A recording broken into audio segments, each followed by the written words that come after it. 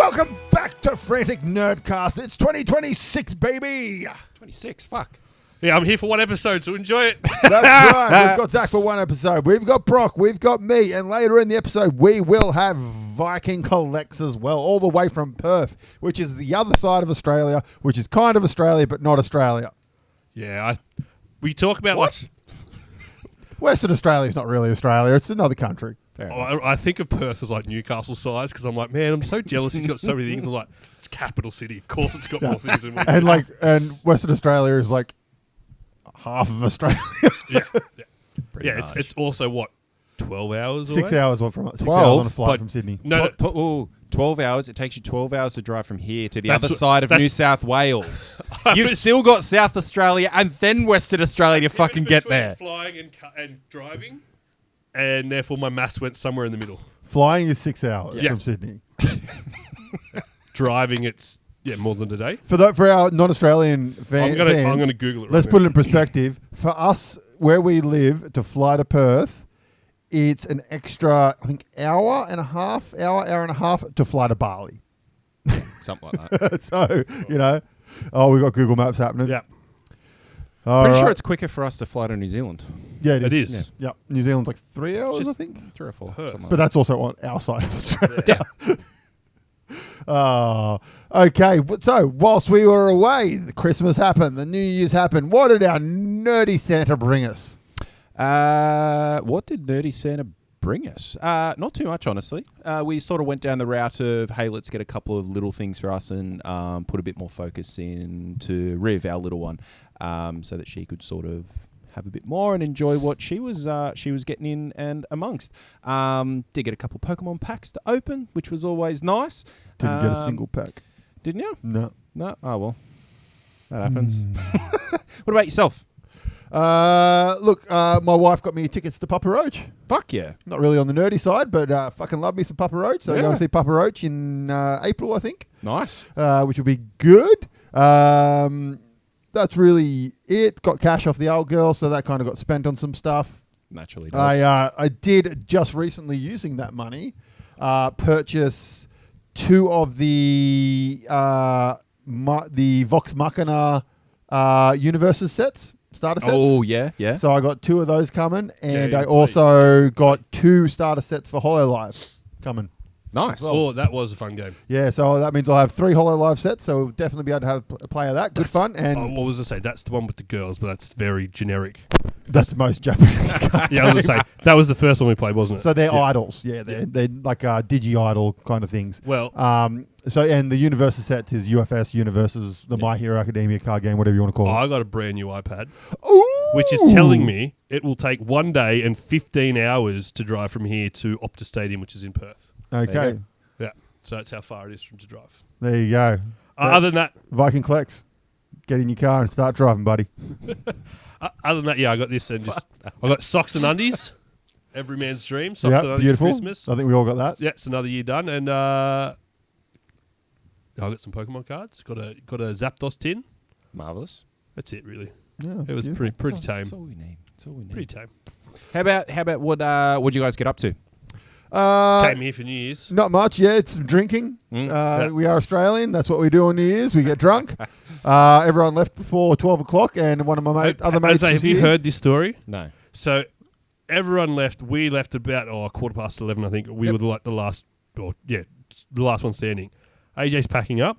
Andrew, who had said he was coming the whole time, rocks up just as after we left just to gamble with AJ. So we sat up till 2 o'clock gambling on England and European horses and dogs. Marvellous. Yeah, it was great. And then AJ's birthday. He's 40, everyone. Yeah, round of applause. He's 40. Hey. I finally met the famous author Brendan Saunderson. I've met him. No, hello, Brendan Saunders. Nice to finally put the face to the name.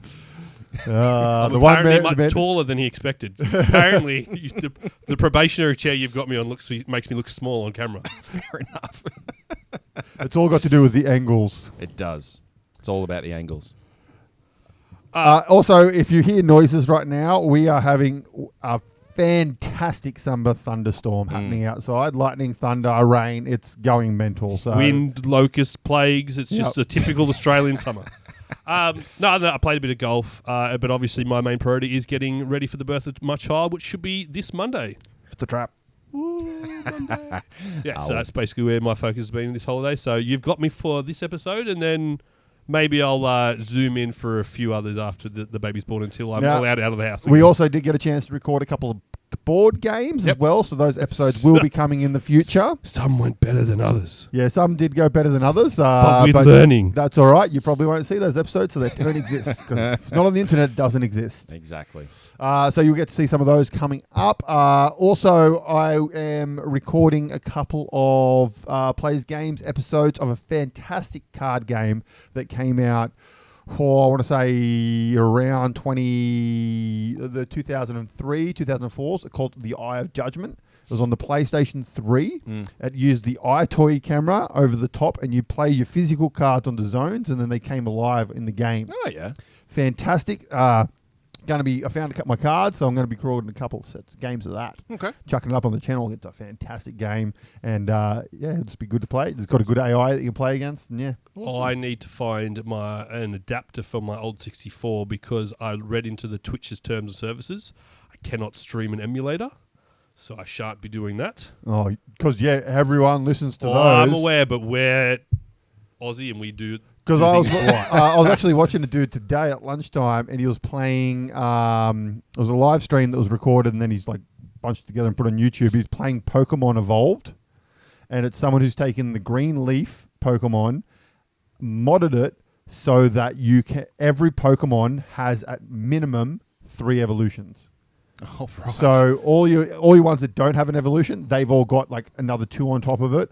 And then like the Bulbasaur, Charmeleon, all those guys, they now have 6 evolutions, I think. There are other mods where like you get like every Pokemon is a randomized, like in your starting 3, it's randomized from the whole Pokedex. So you could start off with a Dragonite at level 5. You could start off with a Caterpie and things like that. Like there's a variety of mods people are out there streaming. So this one, it goes from 151 Pokemon to 354 in the base Series 1 Pokemon. And like Mewtwo's evolutions are Mew 3 and Mew 4. Well, there you go. I did not see that coming. Yeah, right? I wish it was actually Mew 2, Mew 3, Mew 6 because it multiplied. That does make sense. Yeah. Well, all right. Let's before we get onto our chat with Viking Collects, let's just talk about some goddamn news because it's been a while, and I want to talk about some of the nerdy things. So I deleted all my news and rumors after our last episode. You wouldn't know because the amount I found. Let's jump into the newest piece of news that came out today as of recording and that is Ryan Hurst will be playing Kratos, the God of War, on the Prime Video series. So for those who don't know, it's Opie from Sons of Anarchy. He was also in Remember the Titans. Mm-hmm. Oh, I've watched that one. Yep. It's going to be interesting. Like he can act. Oh, so yeah. I think he'll do it justice from there. Is this the one Bora plays? Huh? Yep. Okay, we should have got Bora to play. It's the bald dude with the beard. Yeah. No, I just didn't know who Bora played. From a physicality perspective, be interesting to see. I haven't seen him on screen for a while, so I'm sure that he'll be able to work that part out. I did see someone do a bit of a render to sort of get him to look like Kratos. It was very well done, but very poorly done because it was basically just doing everything possible to make Hurst look like Kratos rather than make Kratos look like Hurst. Yeah, it didn't work. But see, I'm interested because he's had long hair. Yeah. Because when he was finished Sons of Anarchy, they cut his hair off and his beard off. But he has since grown both back. Yes. Like he was in the City, what was it called? The one with Andy Black from Black Veil Brides in it. He was in that season. I can't remember. It was like a LA Musos famous band thing. He's in that. He was in Paradise City. He's in Paradise City. That's the one. Oh, that's what. And then he's most recently in Abandons. Yep. On Netflix, where he's got the long hair and the beard and stuff as well. But I mean, the video game nerds are going to be up in arms because, like, when he takes his beard off, and like, because he doesn't take his beard off in the game, so he's going to take his beard off, and people are going to be up in arms, just like the Master Chief in his helmet. You watch, he's going to go in there and say rather than him having a beard, he's going to have long hair. Yeah. He'll have a video. Cancel it now. Speaking of other news, Duffman has been retired. Oh no! Oh no! No, Lisa has got back into The Simpsons lately, and so I'll be walking around the house and just hearing like random Simpsons quotes from. I was like, that's my childhood. But no, apparently at the start of this year he was retired because the mascots are outdated, so the Duff Company retired him, and he's no more. Yeah, right. Devastating. All right, what do you got? I have some news which was not found on social media. It is some real news. I plugged my computer back in. Wait. To actual power, because you could have plugged into a lot of things. To actual power. Did it turn on? Very slowly. There was dust blowing out of every single USB port. You could have this one. It's probably quicker. Probably. It's not very quick. But, yep, the computer's up and going again. I was able to connect back up so I can get a few more... get back into reading some comics and the likes. I haven't tried to get a game onto it. I wanted to let it settle in for a week before I actually try to do something with it. But it's on. It's going. Make sure it's comfortable in the new house. You should have sold the forklift for computer money. That would have been a great idea. I was not getting any money for that forklift. All right, next piece of news. So, Pal World. So, Pal World is a game that is Pokemon with guns, a lot of people have said. So, Nintendo lost their lawsuit against Pal World. Yep. And Bushiroad, who is one of the most famous Japanese TCG companies, they made like Gate World. They make, what are the games? They make a lot of Japanese TCGs. They are releasing the Pal World TCG. Oh, nice. So it'll be coming out July 30th, 2026. Interesting. So we'll get Pokemon with guns as a TCG. Okay. It'll be impossible to get just because that's what happens with TCGs. Yep. Especially ones that are like Pokemon. So it should be interesting. But yeah. And the stigma around it as well, like that leads into this. Yeah, so. no idea what the gameplay would be like. I'm hoping it's not just a Pokemon clone because Pokemon is a boring card game. And the only reason it still exists is because us nerds who now have adult money collect it. Yep. Yay. All right, what do you got? So, speaking of Pokemon cards, so Logan Paul was offered a $5 million irrevocable bid for his Pikachu Illustrator. So he is the owner of the most expensive Pikachu or Pokemon card in the world, the Pikachu Illustrator. He's decided to sell it. So a $5 million irrevocable bid was placed, which he declined. Do you know what the irrevocable bid is? No. So basically, it's going to auction. And if he accepted this, it would go. So this $5 million bet would be set in place. So if it doesn't reach $5 million on the auction day, the bidder still has to pay the $5 million. But if someone buys it for $7 million, then he gets 10% of the $2 million that goes over that $5 million. So basically, it's like a safety net for Logan in his case that you guaranteed at least $5 million. But if it goes for more, you have to pay this guy some money. So. But yeah, Logan declined it because he thinks it will go for well over $5 million. It's going to be the most expensive TCG card in the world because the One Ring's the most expensive one at the moment. So my understanding is that it has exceeded the $5 million. The current bid is like $6.2 million thereabouts, and it's still got like 30 days on the auction or 25 days on the auction, something like that. Yeah. What the fuck is wrong with people? Money. Hey, you just said that people have actual, real, super duper adult money, unlike us players who just have adult money. Oh, God. It's only worth that much money because of that fuckwit, but yeah. No, it was because I think he bought it for something like $3 or $4 million like a few years ago and stuff. So it's the most expensive piece of wrestling ring gear ever because he wore it out on one of his first appearances. His first appearance, he wore it out. Very quick one. Last one for me with Pokemon, or at least, first rumor, last Pokemon one. Lego. They've released the pre-order for their first Lego sets that are coming out for the Pokemon. Five sets. 3 sets. Is that one, is it? Yeah, so there's 3 sets. There's the Eevee, there's the Pikachu with the Pokeball, and there's the big 3. What are the big 3? The big 3. The Blastoise, the Charizard, and the Venusaur. I thought they were separate sets that joined together. They're one set. Apparently, if you do a pre-order while stocks last, you also get the original 8 badges in like a little Lego display case. It looks pretty cool and whatnot. So how many sets are you ordering? I would love to. It is fucking expensive. It's Lego, man. No, but even for Lego, it's expensive. But all you got to do is look at the Minecraft sets, which give you minimal pieces. How much do you think this one was? The big one. The big one. I reckon it'd probably be about 700. Yeah, so it's going for $999. Yep. I think the Pikachu was around 250, 300, and the Eevee was like 90 to 100 thereabouts. But in any case, super fucking expensive. I will continue to buy Mega Blocks. I would love to Fuck get it. you, Lego. But No, it is what it is. All right, me. What do we got? 12 years since Vin Diesel was Riddick, and has Furiosa is supposedly Furia is finally happening apparently. So we'll see. But I mean, I hope it does. He owns the rights to the character, so it's all on him. Yep. I believe I think he did the Tooth Fairy movie or whatever it was. One of those like kid-friendly. The Pacifier. The Pacifier. He did that to get the rights for it. Oh. I believe was the deal of doing that movie or some shit, and that so he got the rights to Riddick after he got him after the second one. Yeah, right. And so the third one was like 100% his kind of thing. So it's his character. So it was Pitch Black. Pitch Black was the first one. The Chronicles of Riddick. Yep. And then the third one was just Riddick. it was just Riddick. Yep. Yeah. So I went to watch the Chronicles and then was told, no, there's a first one, and then just never. Yeah. So Pitch Black is when you first meet him. So essentially, in Pitch Black, he is on a spaceship as a prisoner. It crashes on a planet, and all these monsters come out at nighttime. And it's like really convenient that he's done this shining on his eyes, which is something you can get done to your eyes, and it allows him to see at night time. No, that's not shining on his eyes. That's one of the rumors. That's part of him being a Furia. No, he gets it done because you do it in the game.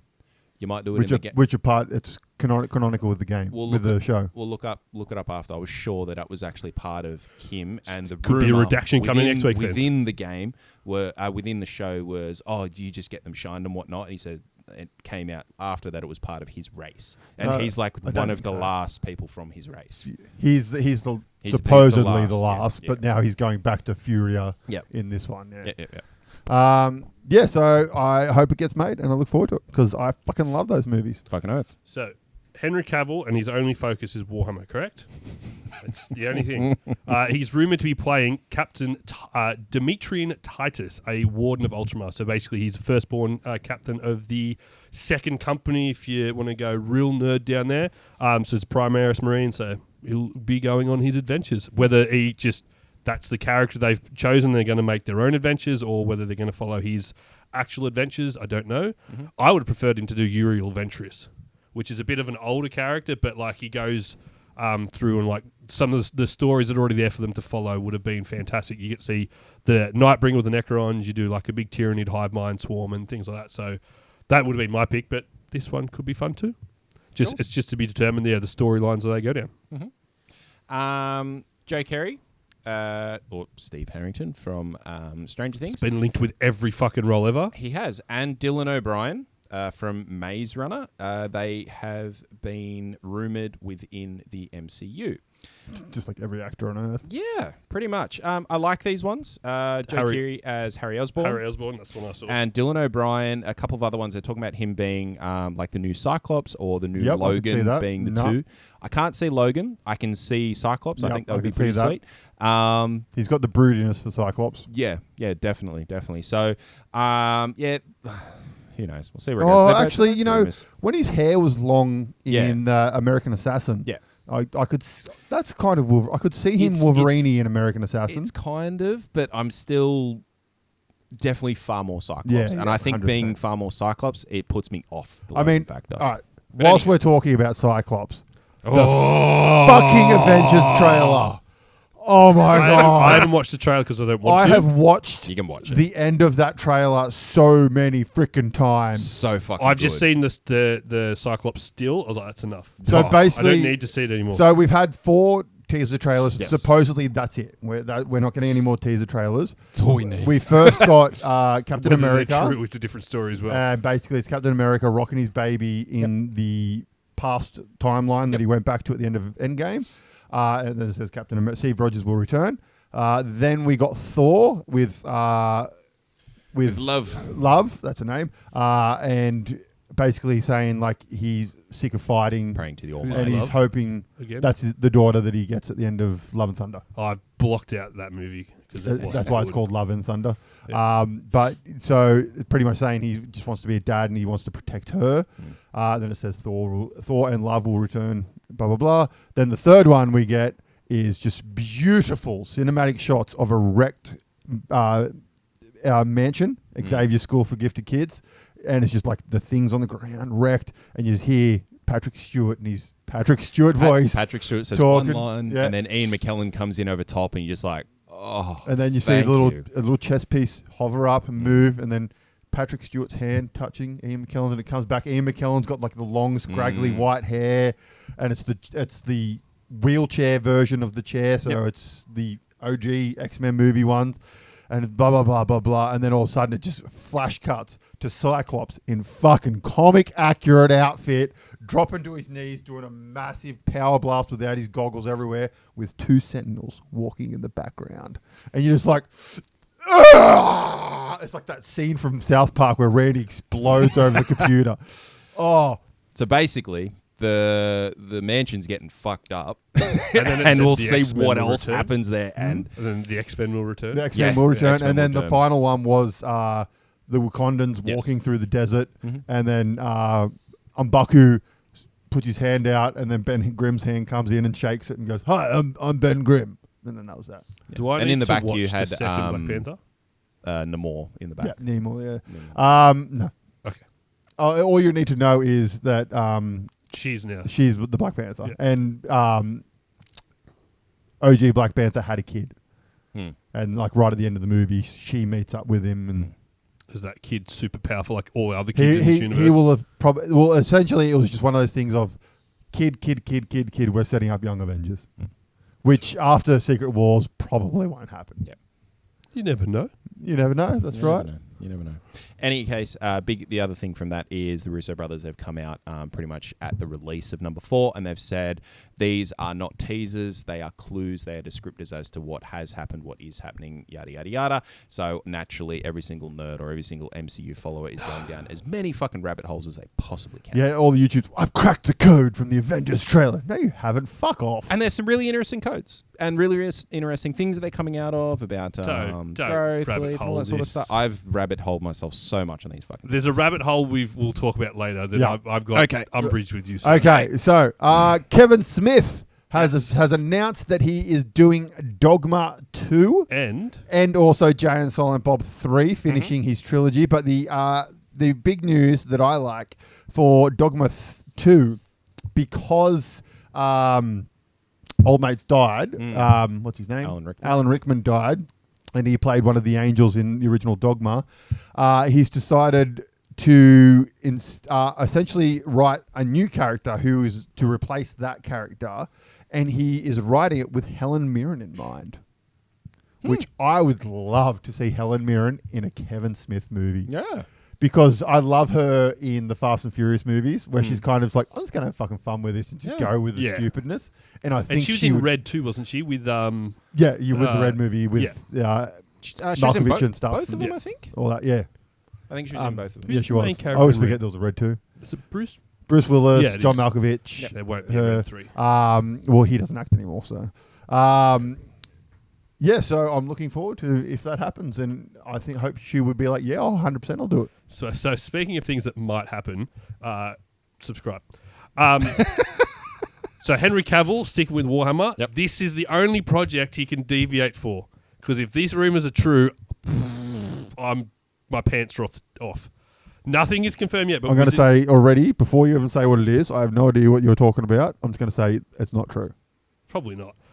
Wizarding fans are dreaming that there is going to be the original 4. So Gryffindor, Salazar, Slytherin. Yeah. Oh, that movie yeah, I saw with this one. Cavill as Gryffindor, Yeah. which I'm like, that's good casting. Hiddleston is And Slytherin. Hiddleston as Slytherin. So if that's true, take my money now. Won't happen.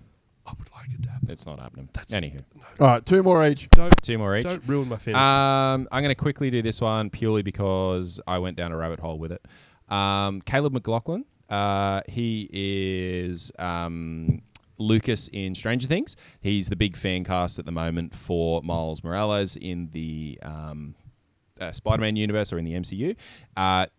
He got a lot of push when he started uploading a bunch of social media videos of himself just flipping around mats and shit, just doing all sorts of acrobatics and whatnot.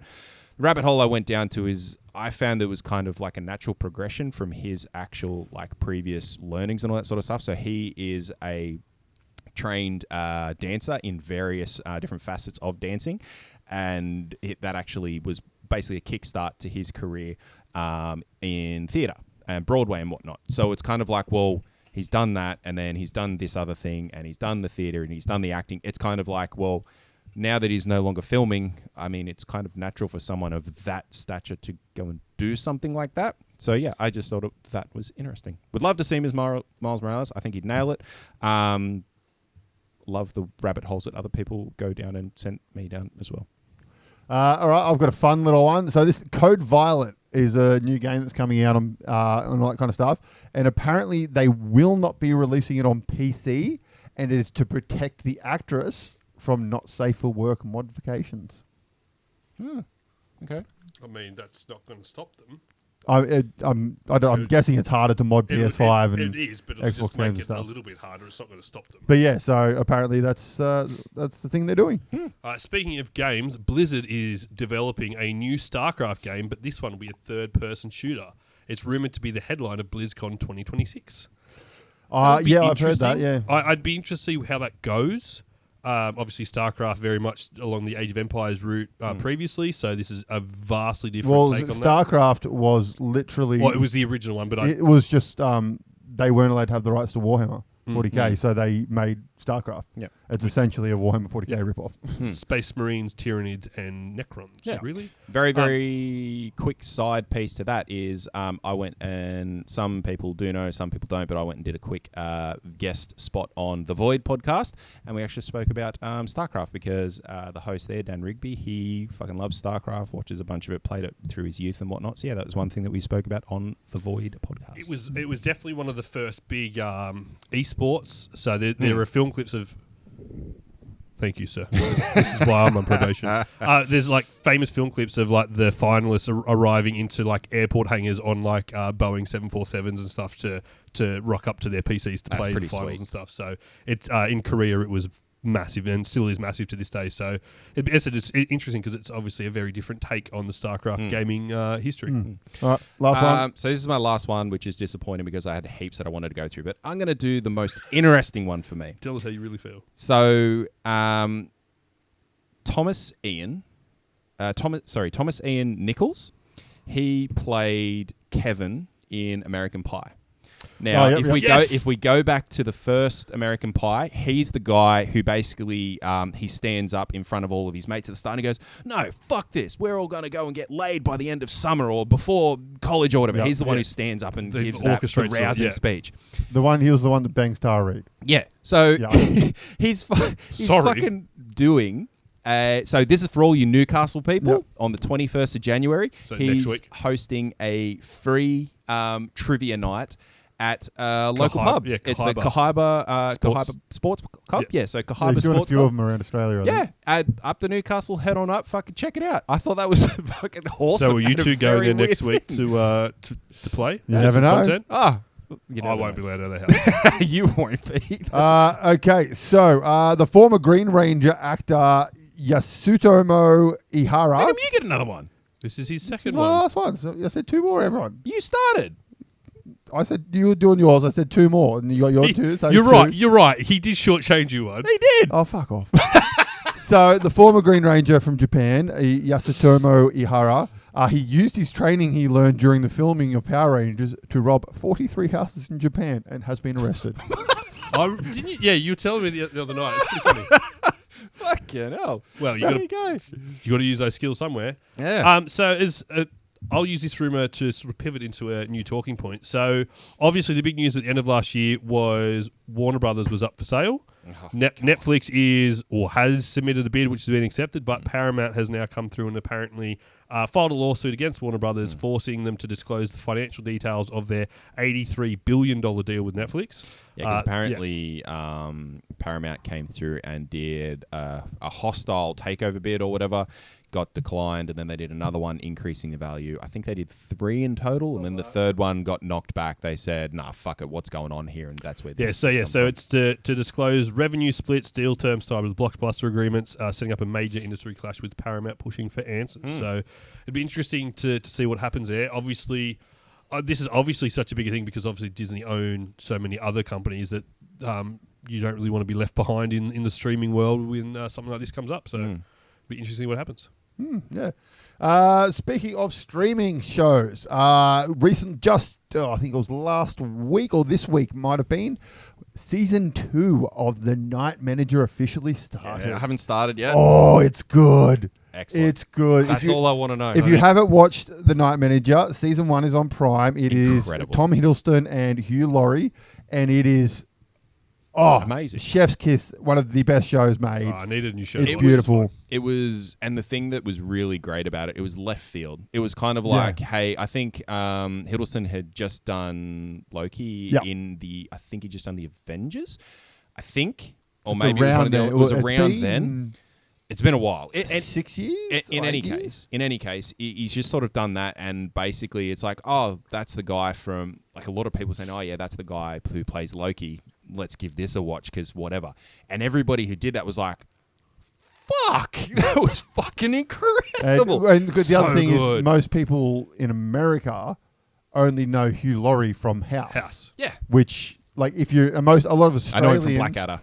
A lot of Australians and Pommies, obviously, a lot of Australians know him for his comedic work in like Blackadder, Stuart Little. Not even that. What's the Hugh and the one with Stephen Fry, Hugh and Fry? Oh, I'm not sure that one. Sorry. Yeah, that was like when he was. That was his I first know what big you're talking break. about. The name escapes me at the moment. But yeah, and then he was in House, and a lot of Americans didn't even realize that he wasn't American. So often. But yeah, it's fantastic. Season 2 has just started. The first 3 episodes are on Prime. It is so good. Yep. So good. I was like, my season 2 that's just come out after years, Hell's Paradise, season 2, fantastic. Episode 1's out.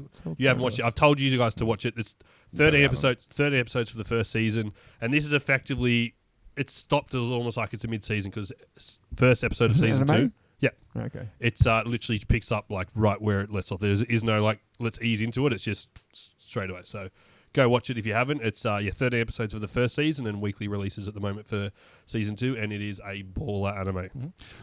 Because you've got some time where you and your wife will be spending at home with the little one over the coming weeks. Watch Girl Taken. It's Shannon and I watched it over the break. It's got 6 episodes. It's a British TV crime drama thriller type show. It's really good. It's like a little bit of a different take on the way that like a kidnapping would sort of happen. But it's really enjoyable across the 6 episodes. And yeah, I won't say much more now that I've recommended it to go have a watch. But yeah, we'll talk about it once you have watched it. Also, the other one, then I'll throw a recommendation for you to watch. Same sort of trend. Bookish. It's on HBO Max. 6 episodes. It's from the creator of the Benedict Cumberbatch Sherlock Holmes. Ooh, so yeah, okay. He played his brother in the show. Yep. So it's him as the main character in this one. So okay, nice. Same sort of vibe and things. It was a very good show. All right. Whilst we're talking about people dying, getting killed and stuff, A Girl's Guide to Murder. That's not what we're talking about. A Girl's Guide to Murder. It's a really good TV show. It came out in 2024 and it stars Emma Myers, which is the blonde girl from Wednesday. Yep. And yeah, really good British sort of her trying to solve a murder of one of like high school kids sort of thing.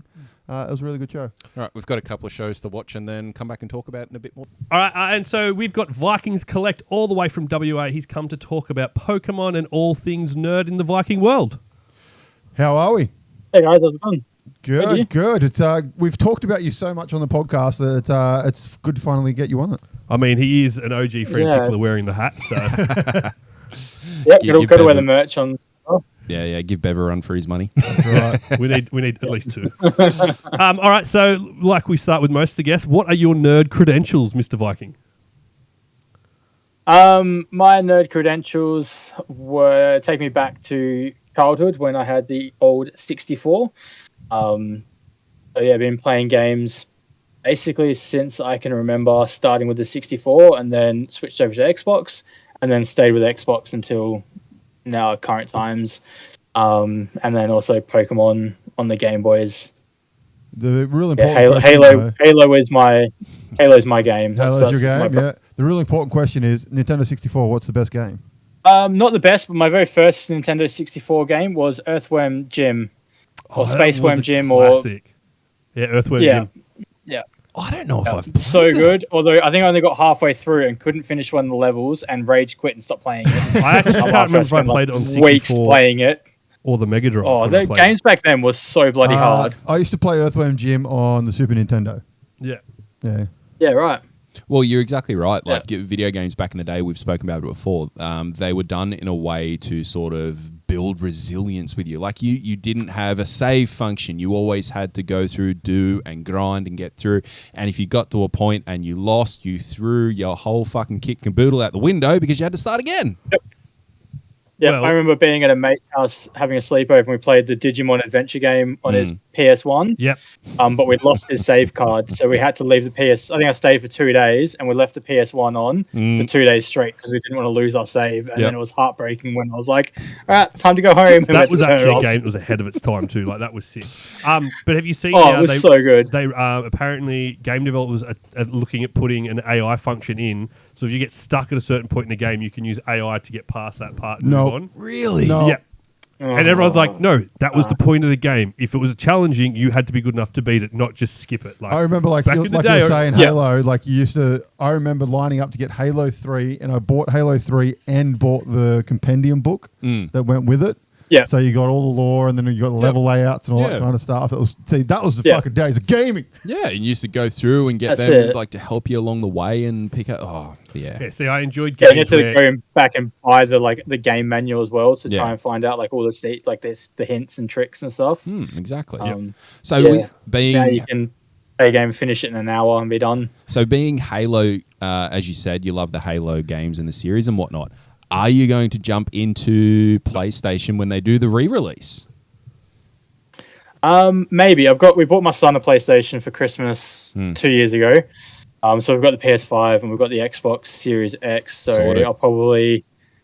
I'll try it on the PlayStation because the controllers I got to admit, the controllers are better than the Xbox. But I don't know, I bleed Xbox, so I'll probably keep playing on the Xbox. I'll re-download It's hard to break that nostalgia, isn't Unreal it? Engine 5. And then, Yeah. more importantly, this is where I thought you were going with the Halo question. Did you watch the Halo TV show? And if so, thoughts on Master Chief with no helmet? I did watch it. I actually, controversially, I liked it. Oh, it's not controversial No, on you're this show. definitely We frantic fucking love. loved it. I love the Halo show, man. He's passed his I entrance thought it exam. was good. I mean, it was definitely it took me a few minutes to get used to him without his helmet on. But I mean, Pablo Schiffer is a pretty good-looking dude, so you can't really complain. And I do love the fact that Master Chief got some. That was fantastic. Oh, You yeah, never, you yeah, never yeah, saw yeah. that in the game. And then the other Yeah. part of the show, which was actually a bad part, was that fucking shit, man. She did not need to still be going in on that about shit. that. Yeah, no, It ruined the show. she really was annoying. See, that's the one part where the Yeah. guys and I don't agree. I'm fine with her being there. All these nerds complained about the dude taking his helmet off. They should have been complaining about the chick who couldn't act and was fucking not needed in the show. Just caused more problems than she solved. I think that was complaint number 2 from them. Yeah. No, look, it definitely got a lot of hate from all the Halo purists because it wasn't the way the game was. But I think if it was the way the game was, everyone would have complained anyway. So Yeah, exactly. I don't think they were going to win that one. But I really enjoyed it. I thought that they did Master Chief well with the fact that how he is a super soldier, explained a bit more how they became a master or a Spartan. And then it's like the struggles with like him being a robot to not being a robot. And yeah, no, it was good. It was packed full of action as well. So you can't complain. Killed a lot of grunts and some elites. So, I mean, what more can you want, We really? got Cortana. Just the my third season is all we want. Teenage crush. Just the third season. Yeah. The third season would have been nice. All right, now before Yeah. I mean, look, it's Netflix might pick it up. There's still hope. But I mean, I'm not holding my breath, especially with Netflix's. there's enough streaming yo-yo. services, surely someone will take a punt on it. Yeah. All right, before Yeah. we jump I mean, it's into such a big IP. Yeah, before we jump into the Mega Evolutions, I've got a topic that I've just seen. I saw recently, and I've seen Phil talk about it as well. So One Piece, apparently, their One Piece official retailers, if they sell a booster box, have to take the shrink wrap off it now to stop resellers. Yeah, I've seen that. I think that's only in Japan, isn't it? Well, No, the it's in article America. was America. Yeah, Yeah, it's all Play stores in America. They'll take the shrink wrap off if you buy it in like a actual. told all their sellers that any booster boxes sold has to have its shrink wrap removed to help stop scalpers and all those sorts of Did things. see a lot of when the first set of Gundam came out, there were a lot of people that were doing that for Gundam as well. I saw on the Gundam pages and stuff, and all the people were complaining because it's no longer collect. Ooh, Gundam Age. Very nice. Marvelous. Well, Ripping the pack today. it's one way to derail the AJ conversation. That's how you stop me from talking. See, so I wonder It just how doesn't last very long. I wonder how it will affect. So, like, if it does come into Pokemon, because obviously there are a lot of people that like to collect Sealed. for their personal collections. Yeah. So I wonder how that will end up going. That would literally See, be my only thing. Is it people collecting sealed are going to have...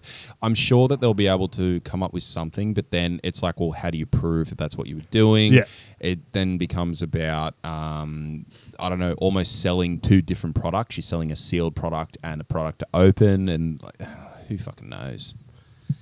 There's no. My only rhyme or thing was that I don't collect sealed because I have an impulse and I have to rip everything. I Oh, buy. 100%. It's also too hard to find things to actually keep something sealed.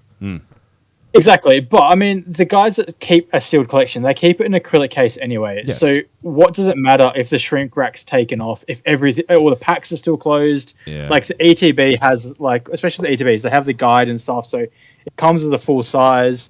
So the only difference is that it's not in a shrink wrap, but that's not going to affect it because they store it in an acrylic case for the protection. I think in the short Like, term, I understand the shrink wrap is good because obviously it keeps it a bit more protected. But if you've got it in a case, who cares if there's no shrink wrap on it? and also, like, you're not going to open it. So in terms of reselling them, like if you've got it in your collection and eventually you choose to part with something from your collection to fund something else, whatever it is, the shrink wrap obviously helps the buyer know that it's shrink wrap, so everything inside is still legitimate and those sorts of things. So I think it'll be one of those things.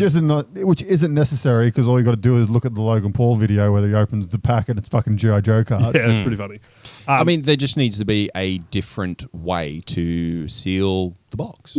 Rather than whatever they're doing at the moment, there needs to be a way to do it, external to the shrink wrap. Any way that you sell a sealed box still counts as a sealed box for in this sort of that's fair. Like, it's got to be open to...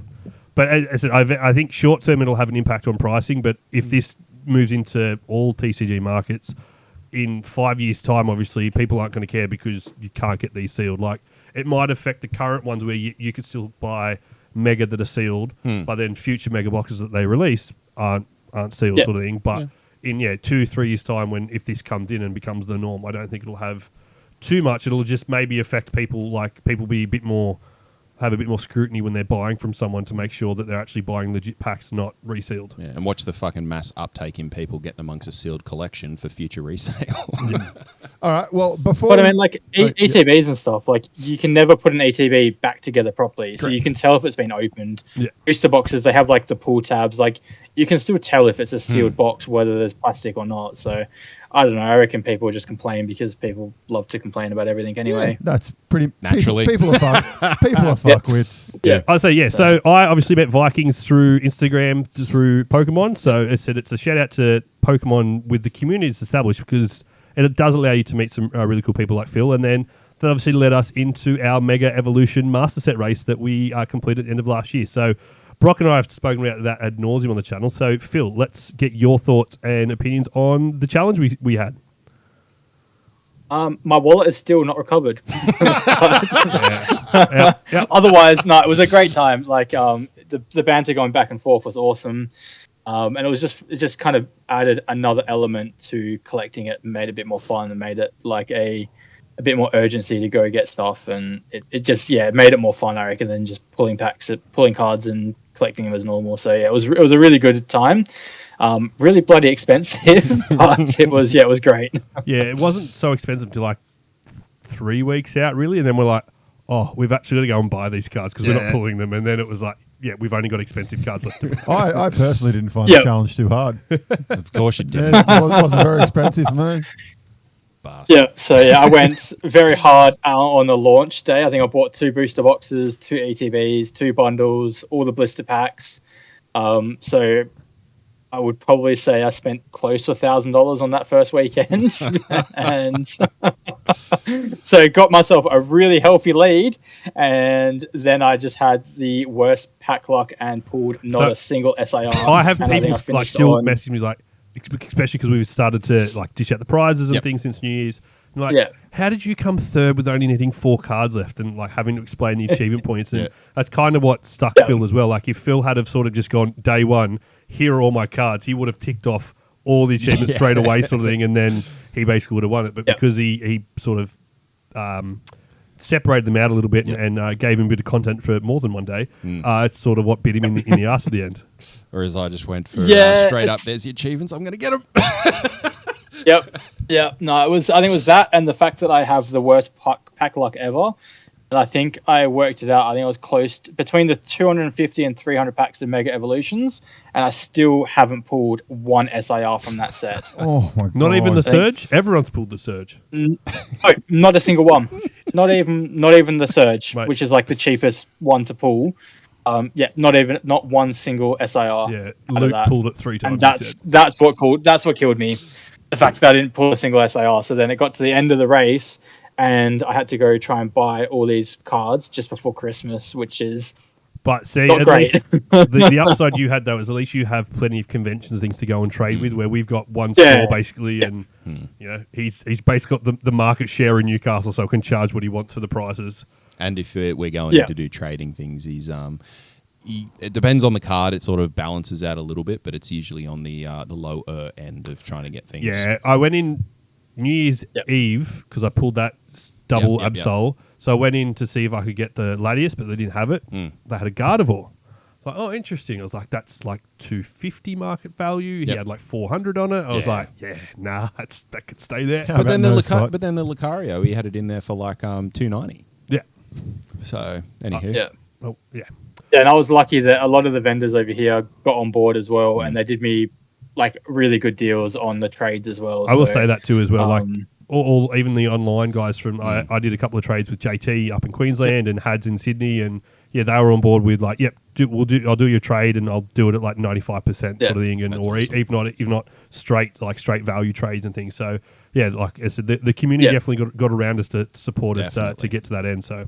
Just need 4 cards. Yeah, I think it was when I got the Kangaskhan from Collector's Treasure down here that I think I traded in like 20 cards, and they're all low-end cards, but they're like, we know you need this card, so we're happy just to take all these cards for that one card, so I ended up didn't have to pay for it. But yeah, I think it was like a 20-30 card trade for one because it was just so many low-end cards, and they probably didn't need them, but they were like, yeah, we'll happily take it because we know you need it, and we know there's like a bit of a race and stuff. So that's what made it better as well when the community got more involved with it as well. So just on card prices and stuff, this hasn't got to do with Pokemon or your challenge, but I was just out of interest Googling the Gundam card games, and I've got an LR Plus from the beta set.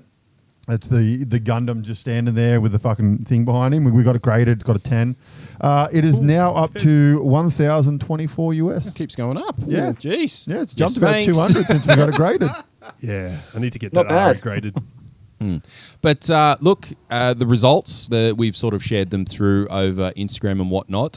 We had Zach In third, needing 4 cards left. The SIR Latius, Gardevoir, and then the 2 gold ones. I think I was on 25 achievement points in the end. Thereabouts. Brock sniped the human achievement away from me by a day, which got him the win. So. Yeah. We had Phil.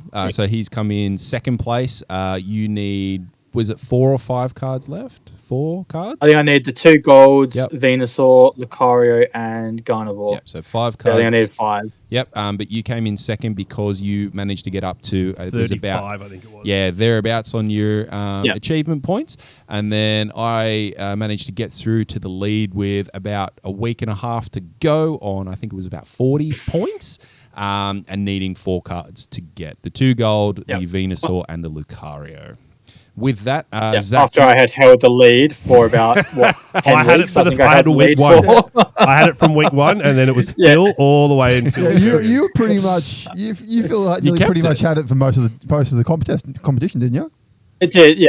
And look, if I stopped buying packs and just bought the cards, I would have held the lead. But I refused to pay more than like $50 for a card, so I was like, I'll spend $200 on packs. Yeah, that was me at one point. And buy the card. And to be fair to the guys, I think this was my set. I mean, very, very well with the SIR rates. Where Phil had no luck, Brock had pulling 2 Gardevoirs and 2 Brock's random packs in pulling. one day was definitely the that was basically the win there for you. 100% it was. And it's just for those that as soon as he did that, I knew it was going to be a tough tough chance to keep that lead. One. I was happy when it was just the one in my head. But yeah, so the achievements we had. So Phil obviously came out. So we had like collect the evolution lines of the base set cards and collect all base set and reverse hollows. So Phil got those ones early, but then Brock was able to snipe the more targeted ones, like collect all the Absol cards, collect all the Gardevoir cards, and things like that. So it definitely. The achievements, I think, definitely added a different spin on it to help sort of target how you're going to collect it, and get the win.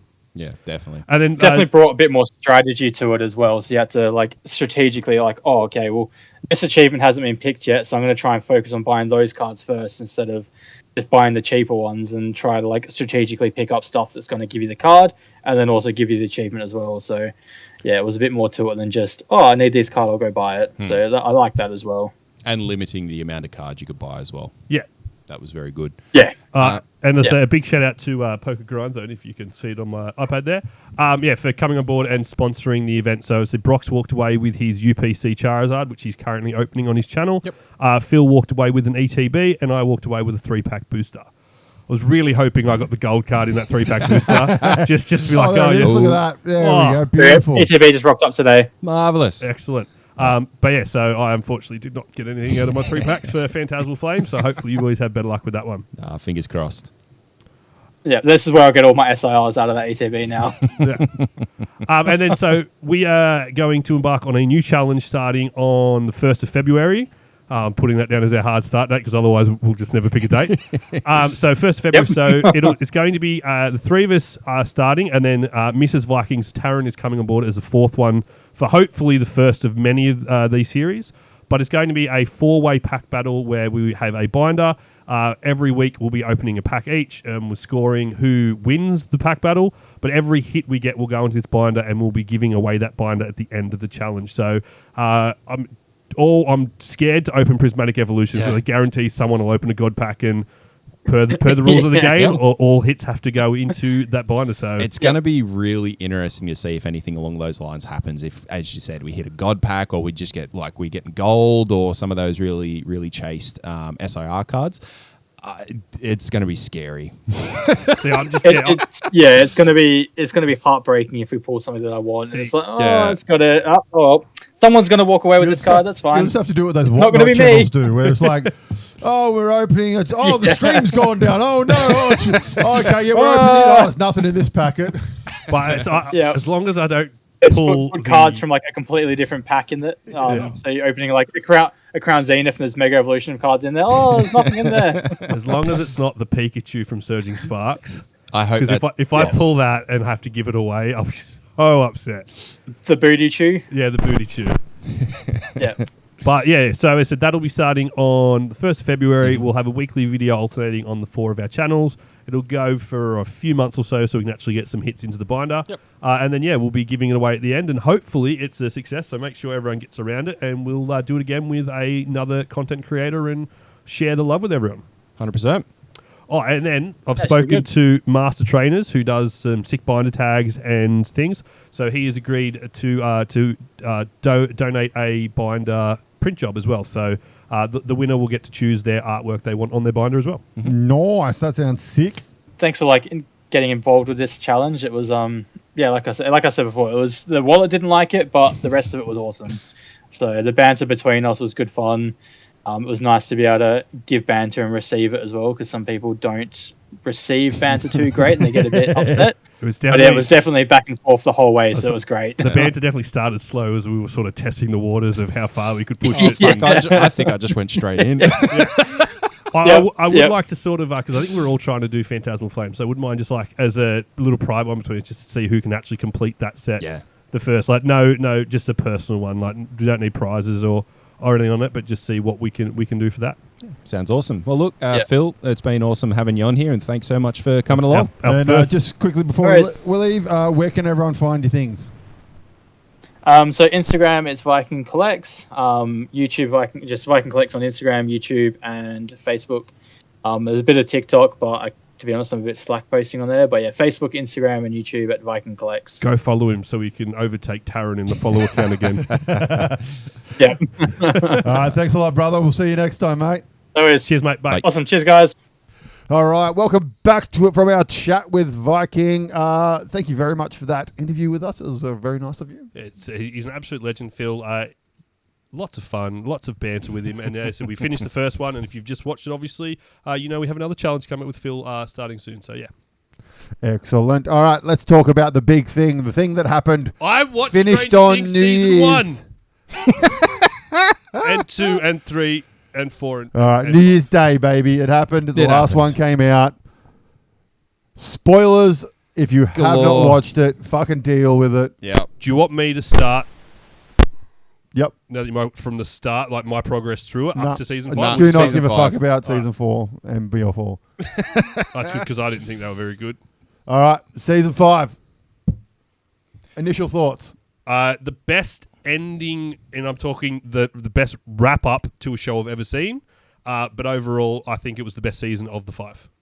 Your thoughts? The season, I seen it broken into 3 parts. Your first 4 episodes, then your second 3, then your final episode. Okay, we're talking about the whole thing. Yeah, I know. I know. See, but I have to look at it that way. We don't have an hour to talk about your initial thoughts. No wormhole yet.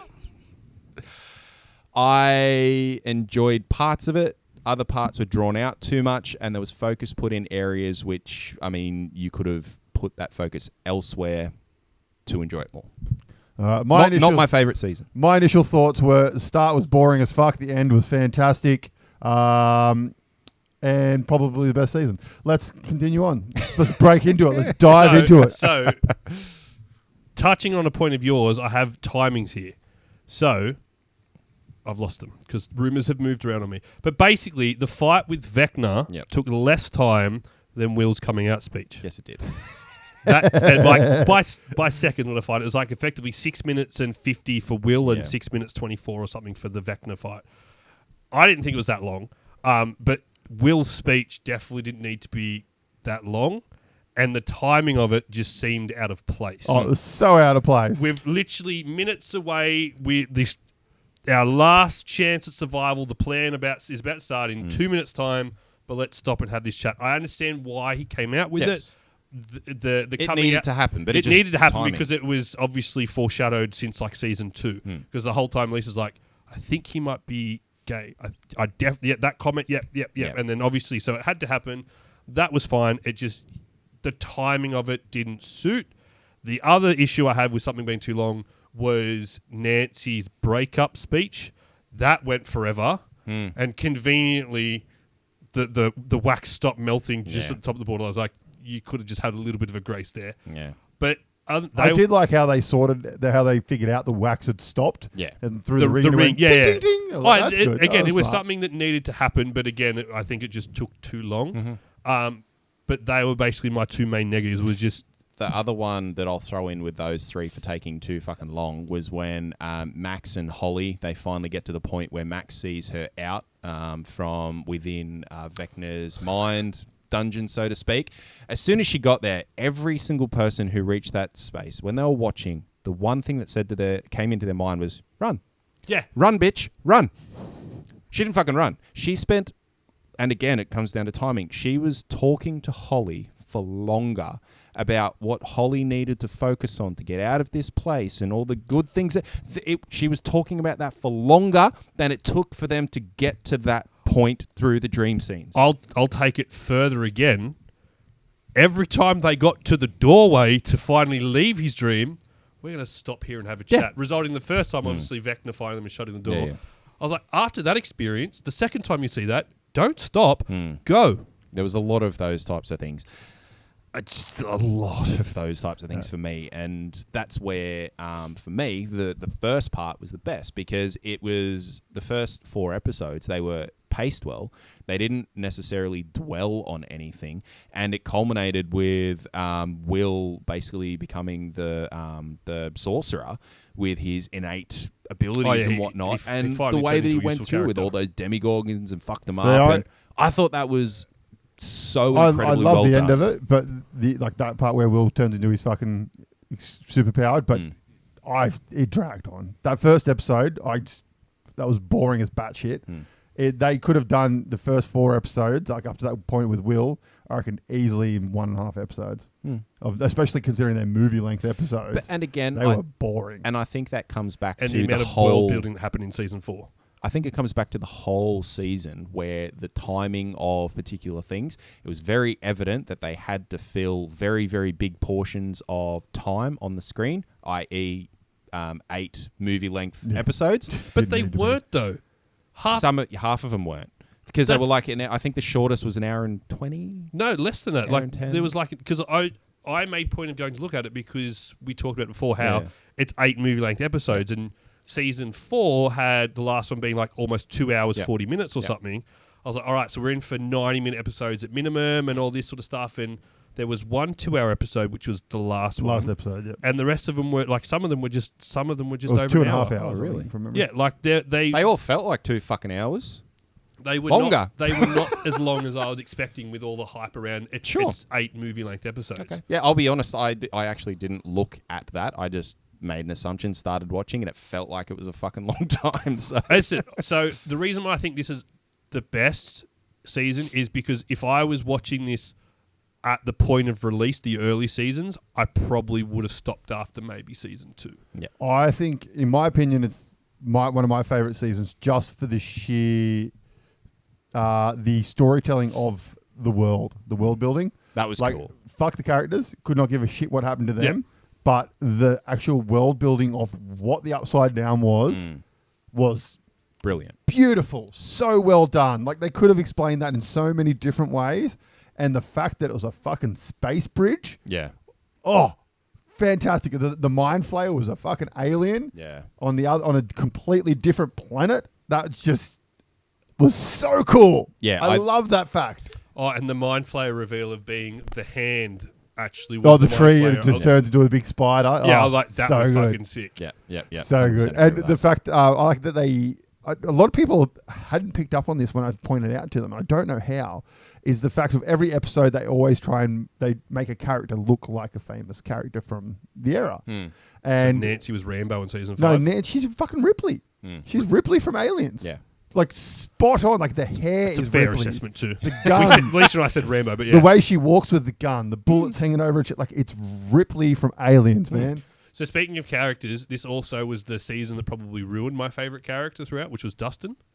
I thought he was fantastic throughout the first ones, considering, I think obviously the earlier ones, the kids aren't, like, they're just not the best actors because they're kids, they're still learning the trade.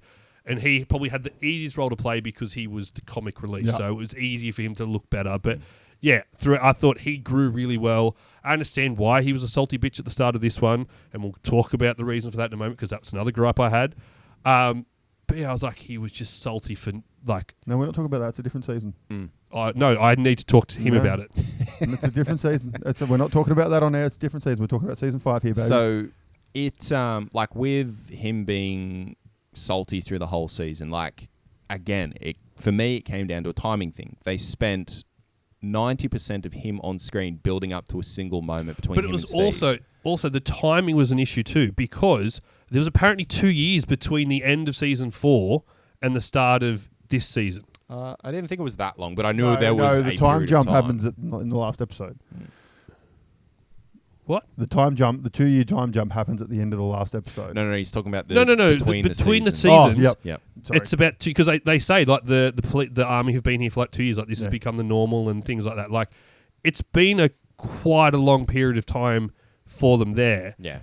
That if he's carried on I thought like it was only like 6 months. I didn't think it was 2 years. Yeah, it's but like 6 months because the 2 years is at the end. Well, But maybe it's like 2 years six, isn't it's no. like 6 months. There's definitely a 2 year time gap between seasons. Maybe I'm thinking of a different 2 series, which we shall not talk about. Either way. But either way, that period of time between the end of season 4 and the start of season 5 is long enough for Dustin's actions that he's doing. Like if it was pissing them off that much 6 months later, even it would have pissed off the basketballers that were out hunting him well earlier. That it wouldn't have got that far. Oh. Yeah. Look, there was definitely moments where it's like, we've already told you not to do that. What the fuck? So I'm okay with that. I just 18 months. There you go. Yeah.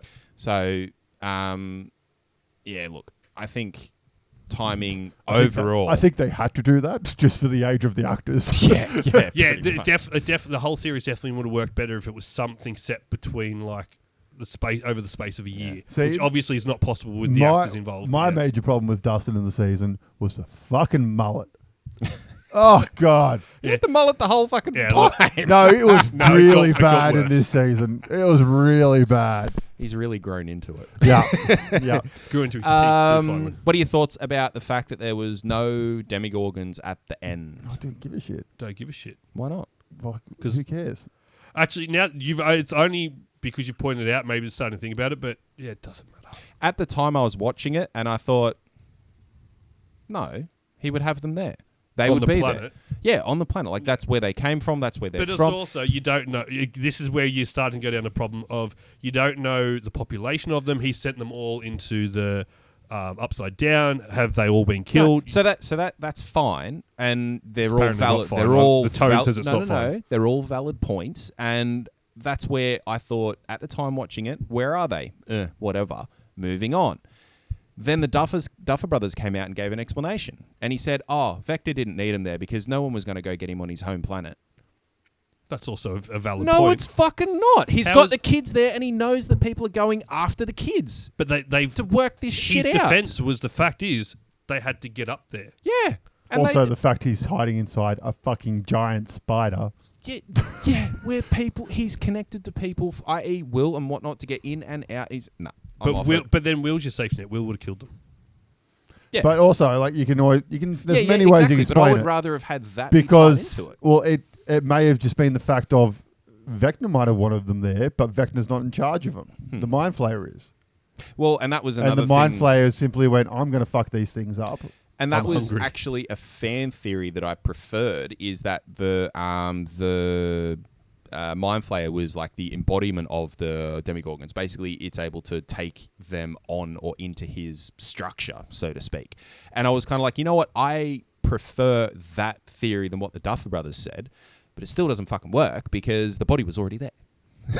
So it's like... It's also a TV show, and Yes, people it need is. to stop thinking so fucking much into them. The problem is... But honestly, it didn't ruin it for me. I don't give a fuck. In all honesty, if they were there, I guarantee you this is the most likely reason why they're not there. Too much money.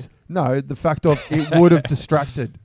Because it would have made it too convenient. Like, they would have just easily killed the kids if the planet was full of the fucking things, and would have just distracted from the final fight against the spider. Maybe. You know, and that's one thing I want to... People bitching about the Vecna fight being, it's like 5 minutes. Well, it's not technically 5 minutes because they are fighting the two big bads.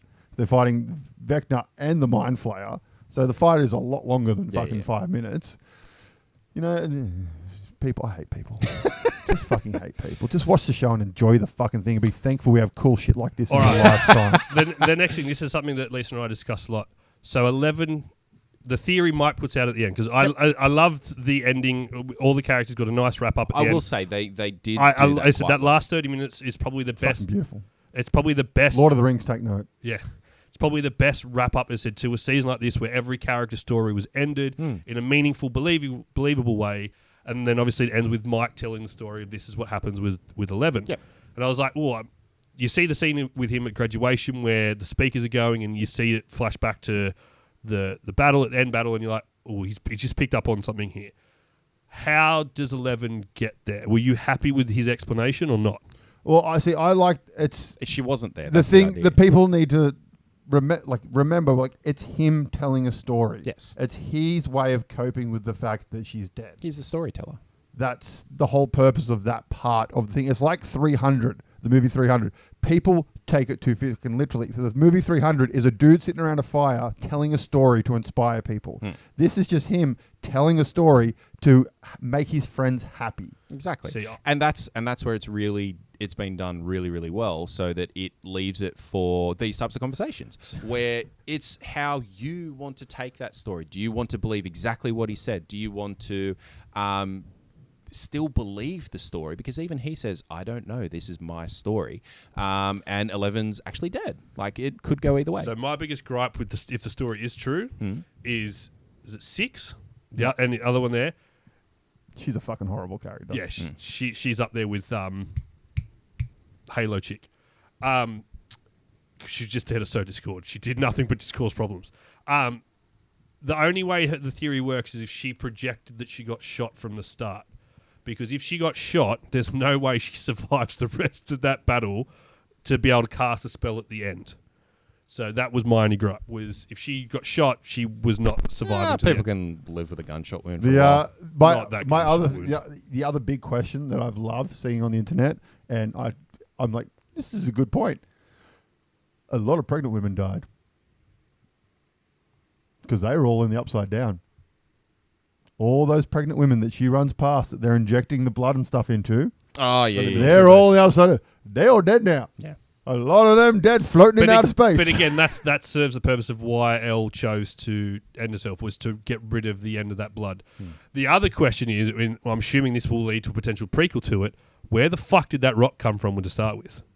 The what? The rock that turns him into Vecna. When the flashback of him going into the mine shaft. It was a meteorite. Oh, it's a meteorite, is it? Right. It was a meteorite. That wasn't explained. Crashed on Earth. I believe they. I think that. Yeah, they explained it in the part where you actually see, where it actually shows what happens instead of the, like the first couple of times you see it, it's when Holly and that are trying to escape. When you actually see that flash when it's from Vecna's point of view. Doing an errand at that time. I'm pretty sure they said it was a meteorite that crashed on the Earth. Because all I saw was it was just in the suit. I was like, how did you get this mythical rock? Yeah. Because I think he had the powers to start off with already. He was already psychic, and that connected him to the Mind Flayer. Okay. From memory. Right, okay.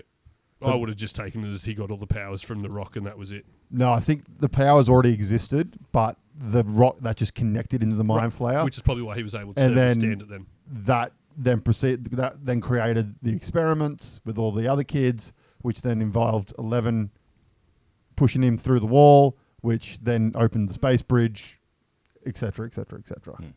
Did that moment open the space bridge, or when she got forced to reach out to him again later, or did that just reopen it? I think I think it's season 3 where you actually find out that one is Vecna. No, you don't find that out till season 4. Well, season 4, then I think from memory you find out it's when she pushes him through the wall. Yeah, that's what sends him to the other planet. Yeah, which you don't realize it's the other planet until season 5. I think that's when the space bridge is created. Because there was a few talks where I was like, was the problem that he was sent there to begin with, or was the problem that old Doc Man made her like reach out because obviously they needed his blood because his blood was the important blood. So, or I mean, it might have been when as soon as he touched the meteorite that fucking created the space bridge. I don't know. No, well that's this. But yeah, because this the reason why everything was there from when I think it was the second time she reached out, because that's when it was Upside Down. That's the Hawkins in the Upside Down. Because you find that like it was almost 3 years ago when she's going, I've got guns at my house, guys. And, oh no, the guns aren't here. This is from 3 years ago. Yeah. Yeah. Last thing from me. Mm-hmm. I've got one more. Okay, well you go. No, first. you go. Mine's no, because mine will wrap it up nicely. Eddie Brock died for no reason. That's it. Eddie Brock? Eddie Brock. Wrong wrestler? Universe. Yeah, that's it. Whatever. The wrestler, he died for no reason? Eddie Brock, the wrestler? Yeah. Isn't Eddie Brock... Venom, that's right. Even I'm in the wrong universe. Yep. Eddie Guerrero. Wrong season. So Eddie now coming died back for nothing. I told you that's why I want to go last. Wrong season. Now, we have to mention it. All right, everyone strap in. This could be it for now. Conformity Gate. I'll only say a couple of quick things. I loved the fan theories. I loved everything, like the rabbit holes that all the nerds were going down and the people who loved the show. I loved the things they were picking up, the things they were linking together so that it could have this potential possibility of another episode coming out and the times around it. And I loved watching all of that and all I the don't discussions understand of this. So there is nothing. No, it's the number 23. Yeah, it's nothing. There's nothing going on. There never was anything happening. It's just... I don't even know where the fan theories come from. So, it's the number 23. So the theory is if you think about the number 23, you'll start to see the number 23 everywhere. Yes. That's the number 23 theory, right? So they are thinking that something is happening, so they're starting to see things. It's the same with all movies. You read into it what you want to read into Exactly. it. As soon as you put that thought into the world, out of your head, into that movie screen, you will start to see things that you want to see to co-align with what you want the end result. Because I was waiting for something at the end of the show to be left open to be explained for this, and I was like, "There's nothing." It's just people reading way into, and that's two people who wrote a story, and that's why I loved all of that. It was really enjoyable to watch it, to go along the ride with it, to see the things that they were presenting, coming up with, talking about.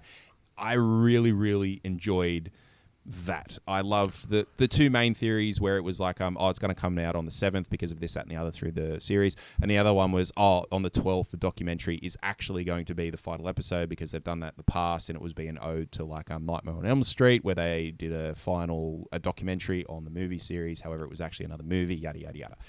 Loved it all. My biggest problem once it was all settled and everything. Oh, and also loved that Netflix crashed because everyone logged in on the 7th to try and watch it. That was pretty funny as well. Now, the thing that after all the dust had settled, I'm like, you know what? I really enjoyed that ride. What I don't like is that in 10 years' time, people aren't going to be talking about how Stranger Things ultimately rounded out the story so well in their season. Like, as I said, season 5 wasn't my favorite, but it had good moments and it rounded out the show very fucking well. Like, really, really well. People are going to be talking about Conformity Gate rather than the show, and the fact that the show finished well. What's Conformity Gate? That's what they're calling it. Conformity Gate was the whole thing around another episode that was going I to thought happen. Conformity Gate had something to do with Will's speech. No. No, it's just a bunch of idiots on the internet. That's all it is. Fun idiots. Just idiots. No, I had so much fun with it. Overall, I still don't see the hype over the show. No, I do. I see the hype. No, I think your problem is the fact you didn't watch it as it came out. That's where a lot of the hype came from. No, but even maybe that is true. But like watching the first season, I was like, "This is good." It hooked me a little bit. Second season, like, nah. The third season with the Russians, I was like, "That's just forced." The fourth season with him over in Russia, I was like, "This just doesn't need to be a thing." Like, and they never really went back to the Russians either. It's not like the Russians then came in and had some impact in the final bit. It was like, oh, they've come in, ruined our top secret compound, and we're just going to let that go.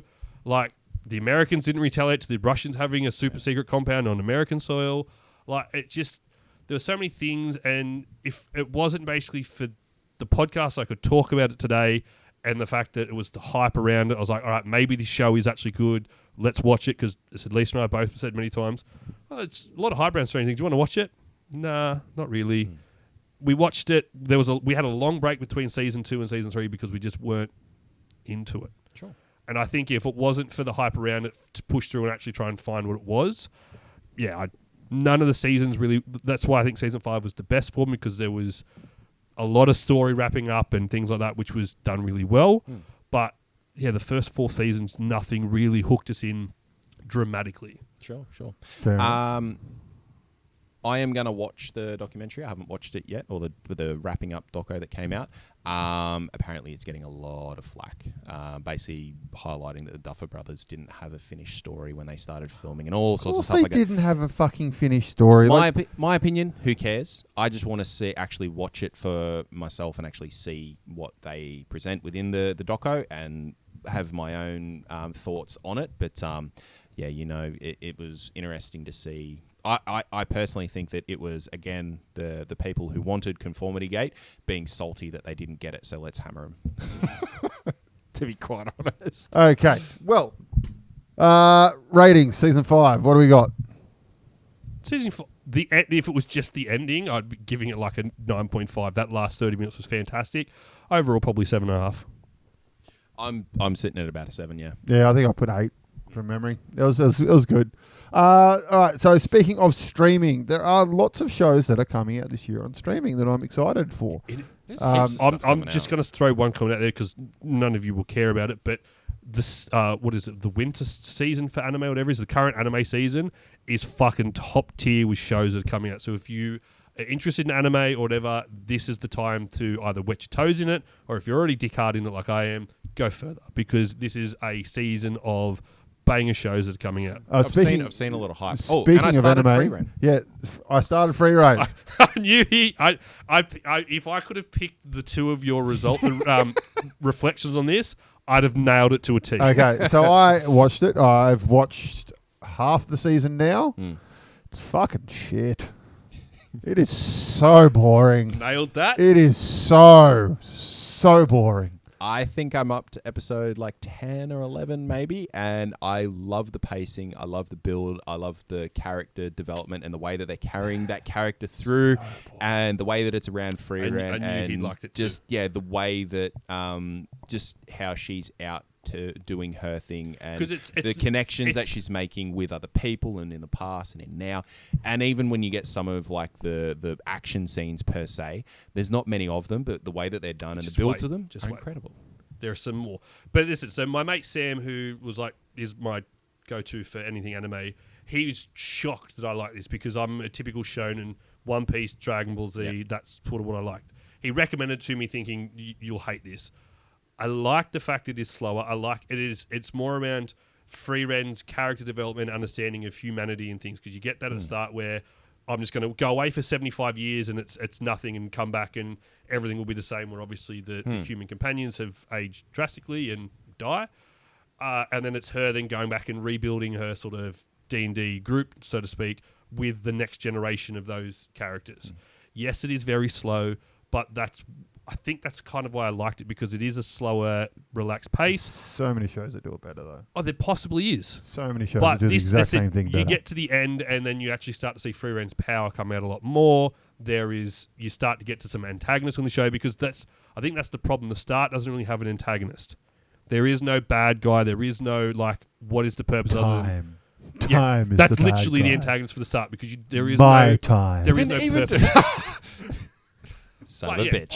That was good, right? I am definitely looking forward to season 2. I don't think it's coming out anytime soon. I know, it's been announced. It's been announced, but I think it's coming out soon. No, it's coming out this year, I think. So what's there is only season 1, isn't it? I could have sworn that it said 2 seasons. And season 3 was coming. I'll double check. I could be very wrong, in which case I'm whilst he's looking, I started watching Naruto. Oh, yeah. Never watched it before. Fuck it, shit. Yeah. Yeah. My God, how is this rated? So it is Naruto so shit. Has not aged well. Shippuden, which is the second sequel after the time skip, that's much better. Okay, because it is just shit. He's a whingy little bitch of a character who I cannot follow behind. It's fucking out tomorrow, 7 a.m. Yeah, which is probably be Saturday for our time, but... Maybe that's what I seen then. Maybe it was second season coming. Season 2 premieres. I knew it was coming. I knew I'd seen things for it that was coming. We've just made his night. Yeah. So we got on the table. That was me. Night Manager season 3 is coming out, which I didn't realise this year. We've spoken about season 3 coming out. That probably makes sense, because how hard it was to get them back for season 2. They're like, let's film 2 seasons together. Yeah. The other one, which I don't know if your wife will probably be excited about this, but Bridgerton season 4 starts at the end of this month, and the guys come out and said that Netflix has pretty much confirmed that they will get all 8 seasons. Good on them. Yeah. New Lincoln Lawyers coming out. Oh, my wife will like that one too. Another Artful Dodger. That's out now, isn't it? I'm not sure. Another Citadel's coming out. Invincible season 4, obviously. Only Murders in the Building. The 5th season came out at the end of last year. Last season of The Boys. Season 2 of Beef. I didn't realise they were making one because it's wrapped up. But I think it's an anthology series now. Okay. So the next one's new characters. Isaac. Same actors, new characters? No, same different actors and stuff. Okay. It's Isaac Moon Knight. Oh, yeah. Yeah, I believe he's Oscar in it. Isaac. Oscar Isaac. Apparently there's Dune Prophecy season 2 is coming out, which I didn't know. The first one, actually. It's really good. And then obviously Airbender and all the stuff we talked about in the show. Our most anticipated for 2026. If you haven't watched it, go back and watch it. It's on YouTube. You'll love it. It is indeed. The other big one that's coming out weekly is Jujutsu Kaisen. So have you been watching that season 3? I think it is. So that's one because both me and you had never really heard about it or watched it. I think I'd heard about it but never watched it. I've sort of been watching it. I think I came into it just before season 2 came out. But it was winning awards like like each season has won like best anime or something. So because when we were at PAX, Crunchyroll had a huge booth with nothing in it except for cutouts. No, not that one. Oh, that's not that one? No, not that one. That's. Let me Google how to say that name because I can't say it. Oh, I thought that was one. Which one's Jujutsu Kaisen? Jujutsu Kaisen's the one where old mate's a demon and like there's all these cursed objects and he eats or ingests the part of the worst demon, and so he's now sort of on the good side to help go eliminate all the rest of the bad parts of his demon that he's ingested until he dies, and it's all fight scenes and things like that. Okay. All right, how to pronounce?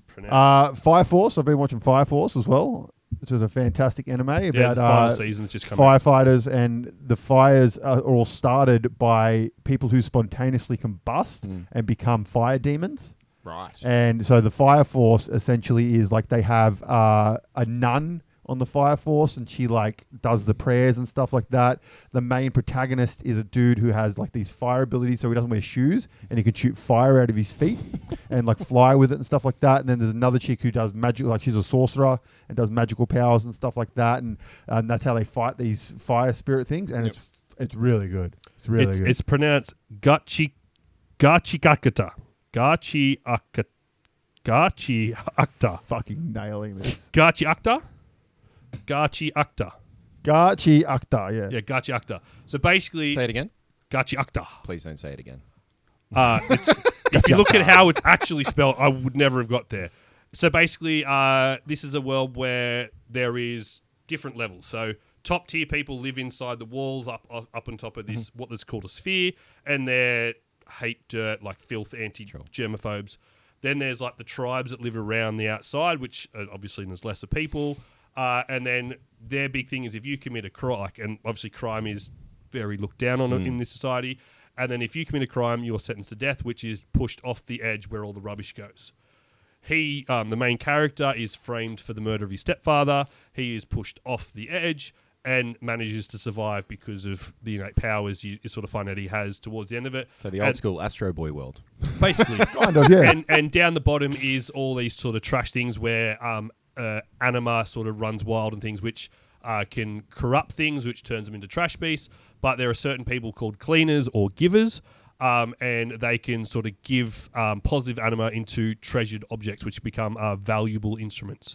So if you've got something that you've taken care of over a period of time and things, you develop an innate connection with that, which allows you to turn it into its full potential, giving things weapons. And you can only kill an anima construct with that. So it's why these cleaners, which are the sort of givers that do good, go around and things like that. So I'm halfway through the first season. It's great. It's an interesting concept. It's an interesting concept, but yeah, it sort of starts. And so obviously the protagonist joins up with the cleaners to get information, because down there information is key and you don't get it for free. You've got to earn it. So that's why he's joined the cleaners. And yeah, it's about him learning through his powers and things. And then obviously his end goal is to try and get back up to the sphere to get back at the guy that killed his father, because he sees who does it. So he knows who, sees the guy in the mask that's done it. So he's end goal is to get back up there and restore balance to the world, was what his or something like that. His stepfather's dying words were.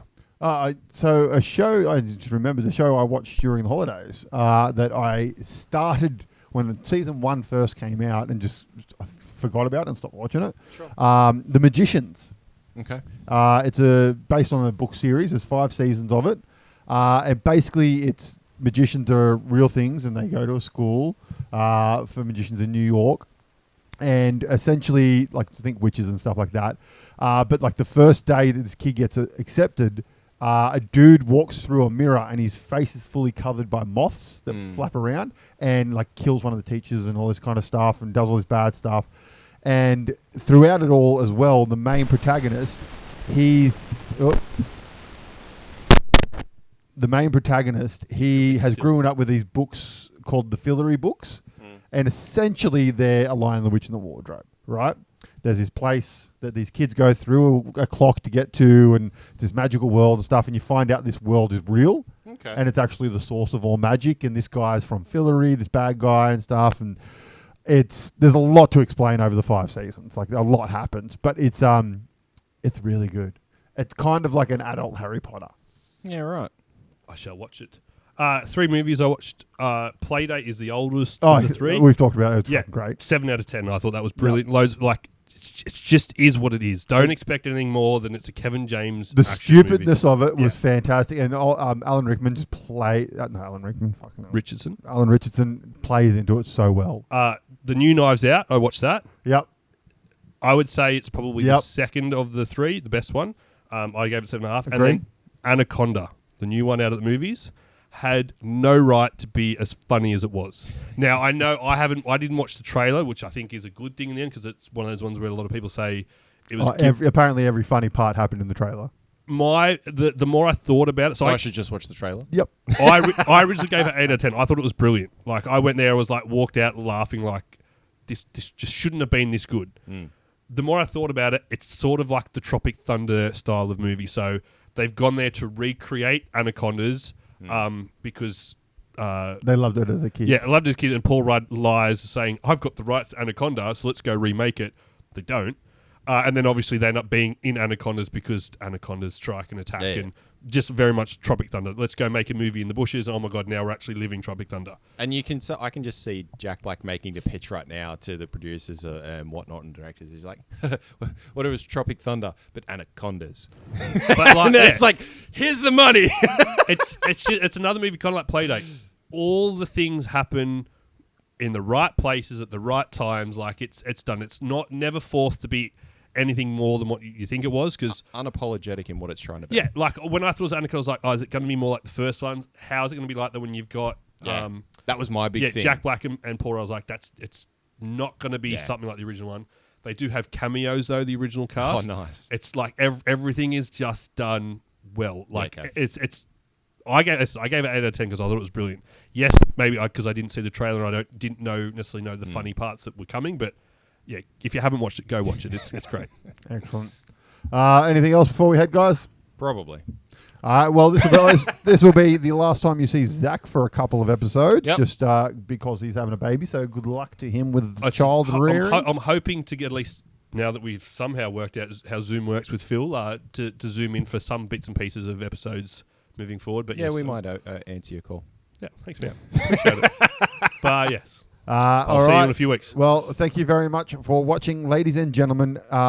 Before we head, big thank to PokeGrind for sponsoring the Pokemon battle between these guys and Viking.